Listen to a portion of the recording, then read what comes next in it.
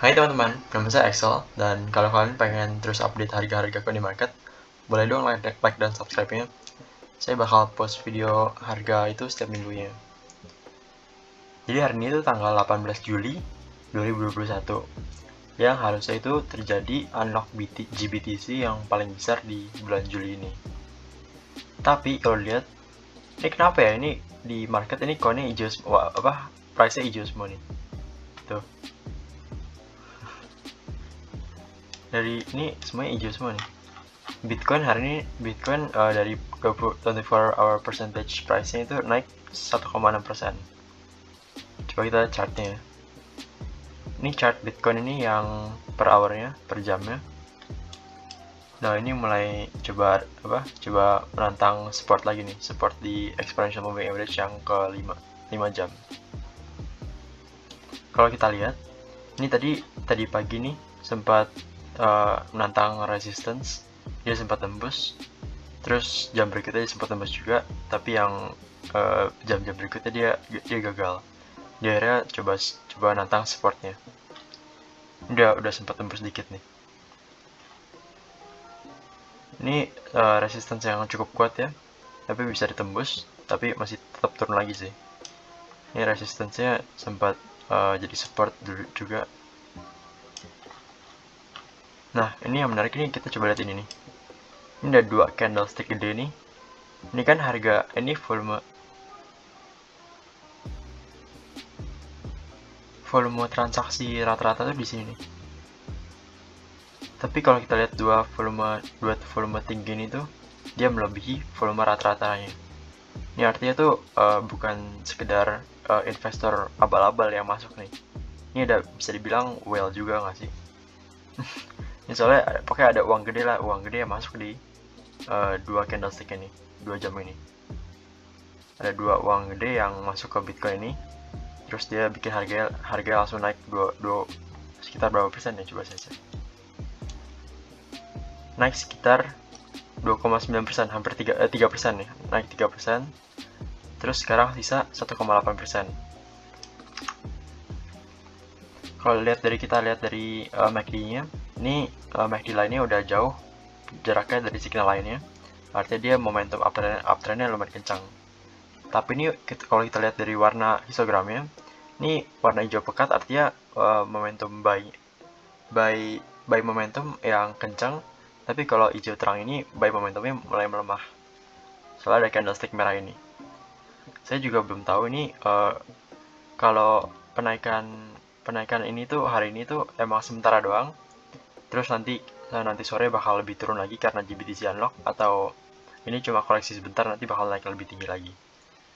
Kalau dia bisa lewat dari resistance ini sih harusnya udah bisa lebih tinggi lagi ya. Ini dari tadi masih testing nih sama support yang exponential moving average ke 5 jam, sorry. Nanti kalau ini pecah masih bisa testing di exponential moving average yang 10 jam.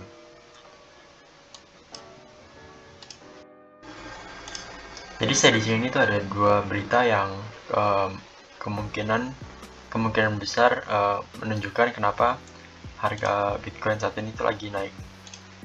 Ini bisa termasuk naik, tapi sekarang lagi coba, ini mereka lagi tes support juga nih. Jadi berita pertama itu negatif sentiment di crypto Twitter ada lagi, tapi masa lalu ini menunjukkan kalau ini bisa menjadi sesuatu yang bullish. Jadi sentimennya itu rendah sekarang, tapi apakah ini bisa menjadi hal yang baik? Saya coba translate singkat aja ya. Jadi Bitcoin ini mencoba nembus di atas 37.000 pada akhir Juni kemarin, tapi nggak jadi dan ditolak menuju ke bawah itu pada hari-hari berikutnya. Meskipun awal Juli itu relatif positif pas Bitcoin nyoba nerobos resistance, Bitcoin sebenarnya udah kehilangan nilai itu lebih dari $5.000 sejak Juni dan mencapai level terendah itu 3 minggu sebelum hari ini. Jadi dia itu mencapai level terendahnya, kita ganti chartnya one day. Ini sekitar 3 minggu lalu nih, dia mencapai level terendahnya ini di 22 Juni, sekitar 3 minggu lalu ya. Jadi normalnya perkembangan yang merugikan ini tuh mempengaruhi perasaan dan pendekatan umum investor terhadap cryptocurrency utama. Data dari sumber analitik sentimen menunjukkan bahwa sentimen Twitter secara keseluruhan terhadap Bitcoin tetap negatif sekarang. Dan sebagian besar komentar memprediksi akan lebih banyak lagi penurunan harga yang kita nggak sadar. Jadi kan emang normal begitu ya. Kalau ada food fear apa? Coba cari. Oh nih, fear, uncertainty, and doubt. Kalau ada berita fear, uncertainty, and doubt itu kan kita normalnya pasti panik, terus kita pengen jual kan. Soalnya kita takut harga kripto makin turun lagi. Normal begitu. Nah, ini kalau kita lihat chart sentimen terhadap harga Bitcoin ini yang menarik nih. Ini soalnya beda banget. Kalau kita lihat dari awal tahun ini, sentimen mulai tinggi, harga juga mulai naik, itu normal kan. Tapi ini pas harga turun, sentimen malah naik. Sentimen naik, harga mulai naik lagi nih. Harga ngikutin lagi. Pas di peak, ini masih awal tahun ya. Pas harga di atas ini, sentimen jatuh. Harga juga ikut jatuh. Terus harga mulai naik lagi. Sentimen mulai naik juga, tapi masih belum terlalu tinggi nih. Harga naik. Ini kayak karena bantuan Elon Musk juga ya. Kan Elon Musk awal tahun tuh sempat bantu BTC, bantu Bitcoin. Harga naik, sentimen malah turun nih. Harga ikut turun. Terus dia naik lagi. Sentimen ikut pelan-pelan naik lagi. Belum terlalu tinggi tapi. Sentimen turun, harga tetap naik. Terus harga turun, sentimen turun dikit. Terus akhir-akhir ini hype crypto lagi tinggi banget. Sentimen naiknya tinggi banget nih. Tapi karena Tesla kemarin itu, karena Elon Musk kemarin itu, Bitcoin harganya langsung turun drastis jatuh banget, jauh banget turunnya. Sentimen langsung turun juga jauh banget. Nah ini kalau kita lihat dari awal tahun ini tuh harganya berbanding terbalik sama sentimen pasar. Pas pasar lagi fear, ini harganya malah naik tinggi. Itu yang dibahas di website ini, website ini.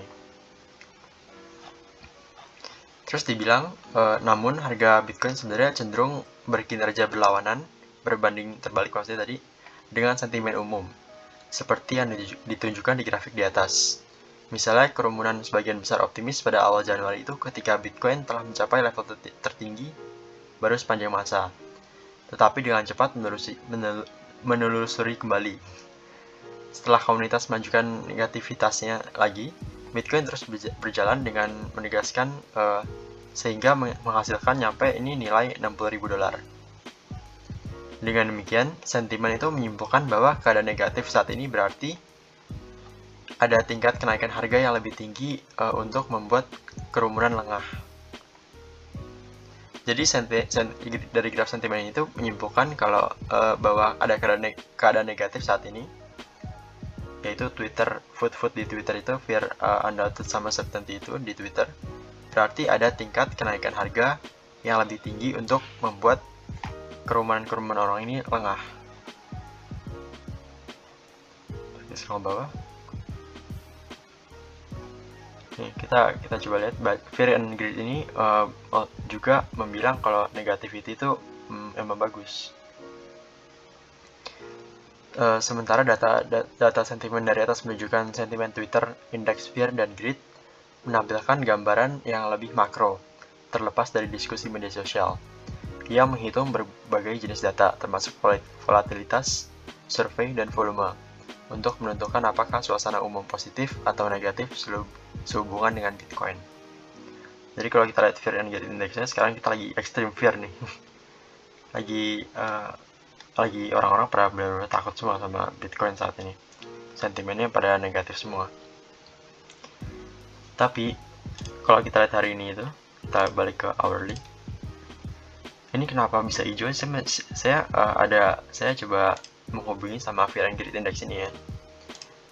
Mungkin saat ini kan yang masuk ini tuh investor besar ya, investor dengan uang besar.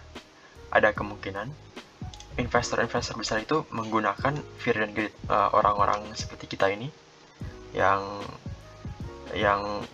uangnya juga begitu-begitu aja, mereka big money itu tuh menggunakan fear orang ini biar pas harga Bitcoin turun mereka masuk jadi pas harganya rendah, pas kita semua lagi ketakutan, pas sentimen pasar lagi turun juga. Itu makanya kemungkinan besar ini investor-investor besar ini pada masuk pas sentimen pasar lagi rendah nih. Terus ada berita selanjutnya itu, ini US government offers Bitcoin rewards for info leaks. Ini newsnya ini kalian bisa coba lihat dari crypto CoinMarketCap ya, dari coinmarketcap.com. Kalian coba ya cari, nanti ada keluar news-newsnya. Jadi ini tuh maksudnya tuh pemerintah Amerika Serikat itu ngeluarin news kalau mereka itu bakal membayar pelapor itu hingga 10 juta US dollar dalam bentuk Bitcoin untuk informasi tentang serangan cyber attack gitu maksudnya. Jadi sesuai dengan keseriusan kami dalam ini saya translate dikit. Sesuai dengan keseriusan kami dalam memandang ancaman cyber ini, program Rewards for Justice telah menyiapkan saluran pelaporan kiat web gelap berbasis Tor untuk melindungi keselamatan dan keamanan sumber potensial, kata Departemen Luar Negeri AS itu menambahkan. Program Rewards for Justice ini juga bekerjasama dengan mitra antar lembaga untuk memungkinkan pemrosesan informasi yang cepat serta kemungkinan relokasi dan pembayaran imbalan ke sumber. Pembayaran hadiah mungkin termasuk pembayaran dalam cryptocurrency. Ini jadi yang diomongin ini yang nyambung ke atas ini, 10 million dollars in Bitcoin. Jadi mereka bakal membayar orang yang bisa melaporkan tentang cyber attack ini ke pemerintah Amerika Serikat. Kalau orang itu bisa melaporkan, mereka bakal dibayar 10 juta dolar dalam Bitcoin.